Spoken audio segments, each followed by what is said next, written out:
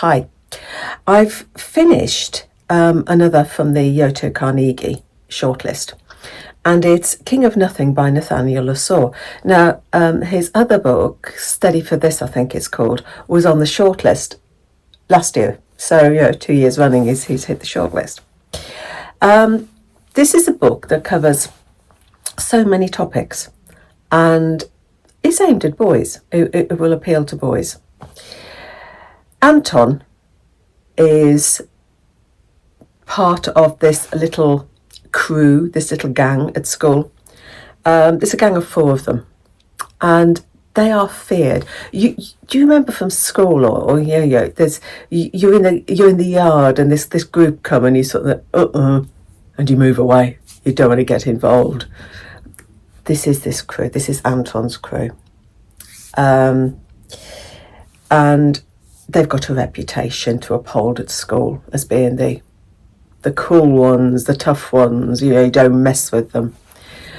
Particularly as Anton has a dad in jail, which has given him extra kudos. He's the lad that teachers would despair of.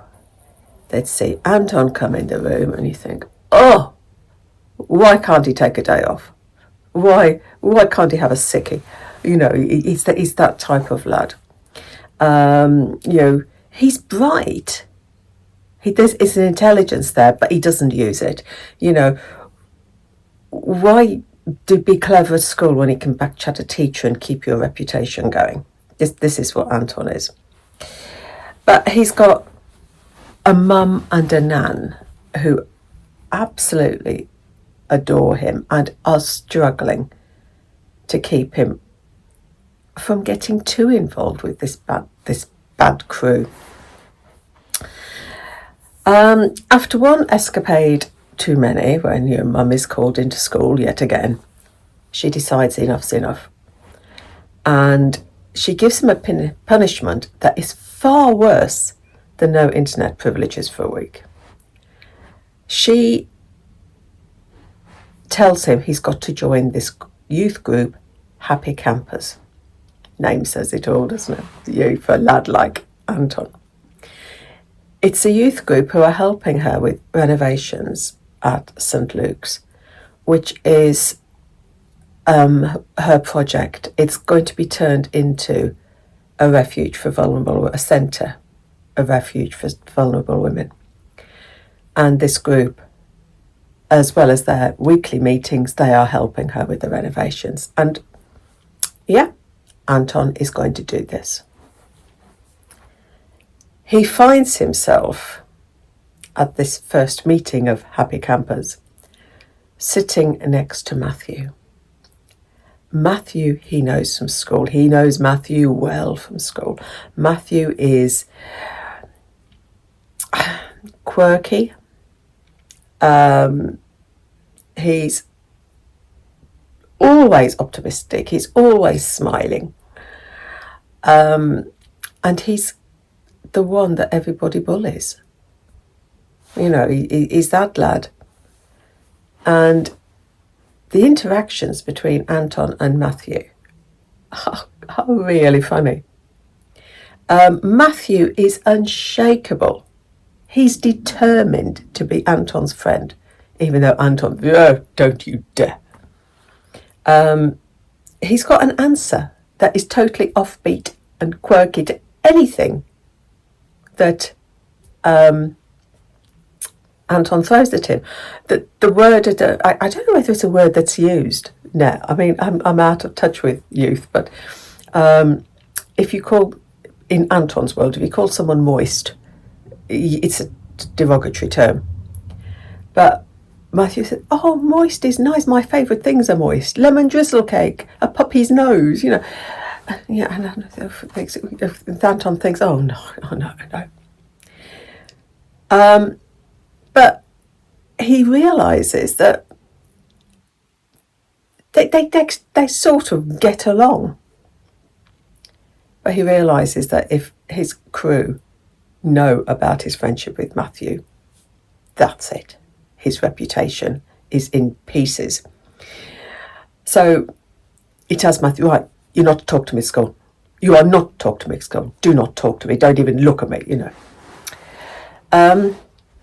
But as with all stories, we know that at some point, these two worlds are going to come crashing into one another. The friendship is really well written. And although in the beginning of the book, to be honest, when I first picked up this, as I was listening to it on Audible, when I first started listening, I was thinking, I don't think I'm going to like this. I did not like Anton's voice. I did not like this person that I was listening to. But yes, I ended up rooting for him. And as for Matthew, we all need someone who's bouncy and optimistic and smiley in our lives, don't we? So you've got the friendship with Anton and Matthew in this book. But you've got other things as well. There is a really good takedown of toxic masculinity in here. And you see Anton slowly realising that his crew, the three that he hangs out with, they have got no respect at all. The way they talk about girls, the way they talk about their mums. And he begins to see things in a different light, particularly where his mother's concerned and his nan. And you watch his attitude change as well. It is a super coming of age novel. It covers friendships, it covers bullying, it covers toxic masculinity, it covers family, it also covers loss. So yeah, I ended up, even though after the first few minutes listening, I was thinking, I don't think I'm going to like this. I actually did. I enjoyed it.